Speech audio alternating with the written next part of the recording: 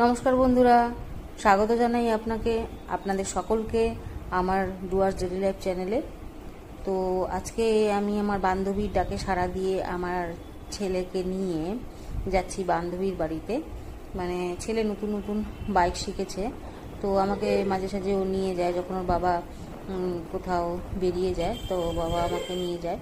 কিন্তু ছেলে যখন বাইক চালায় একটু ভয়ই লাগে উঠতে, যেহেতু নতুন নতুন ও শিখেছে, তো একটু ভয় ভয় লাগে। কিন্তু তবুও একটু বসি, কিছু করার উপায় নেই, যেতে হবে। আর গরমে আমাদের মুখের অবস্থা, চোখের অবস্থা সব শেষ, মাথার মধ্যে এক গাদা তেল দেওয়া। কিন্তু বান্ধবী যেহেতু ডেকেছে, যেতেই হবে। পৌঁছে গেছি প্রায় বান্ধবীর বাড়ির গলির সামনে। তো এখানে আমার বান্ধবী থাকে, সুপ্রিয়া।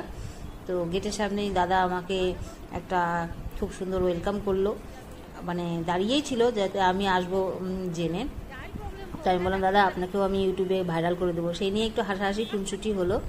তারপরে আমি উপরে গিয়ে আমার বান্ধবীর সাথে দেখা করলাম এবং নিচে নেমে এসে আমরা আমাদের সারথি টোটোতে উঠে বসে পড়লাম। এবং সেখানে সুপ্রিয়া বলছে, এরাম গরমে আমাদের মুখে চোখের কী অবস্থা। আমি কোনো চিন্তা করিস না, কিচ্ছু হবে না। তো ও আমাকে ঘুরতে নিয়ে আসছে। কোথায় নিয়ে আসছে? এবার আরেকজনের বাড়িতে নিয়ে গেল, মানে বাড়ির পর বাড়ি ঘুরছি। এ আবার আরেক বান্ধবী, ওই বান্ধবীর বাড়িতে গেলাম। তারপরে সেই বান্ধবী আবার আমাকে আরেক বাড়িতে নিয়ে গেলো। আমি বললাম, কোথায় ঘুরতে যাবো সেইটা তো বল। ওরা আর কিছু বলে না, বললো যে তোদের খুব ভালো জায়গা দেখাবো, দেখ চল চল চল।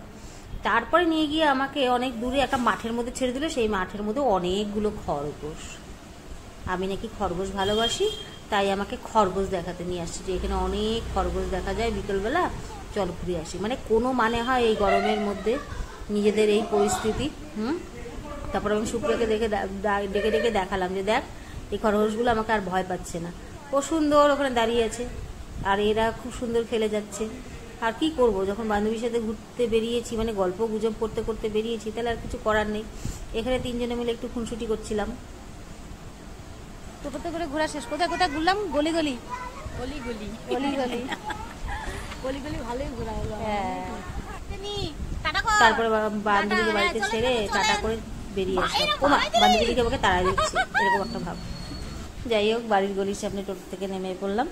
কিছুই না, এই গরমটার মধ্যে, প্রচণ্ড গরমের মধ্যে বেরিয়ে আমরা তিনজনে একটুখানি গল্প গুজব করলাম, হাওয়া খেলাম, একটু মাঠে গিয়ে বসলাম।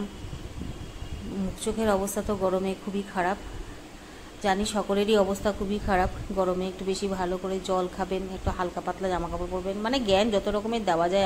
আমার মধ্যে তো জ্ঞান ভর্তি আছে, তাই জন্য আপনাদেরকেও একটু দিয়ে দিলাম। ভালো লাগলে লাইক শেয়ার কমেন্ট করতে ভুলবেন না। টাটা।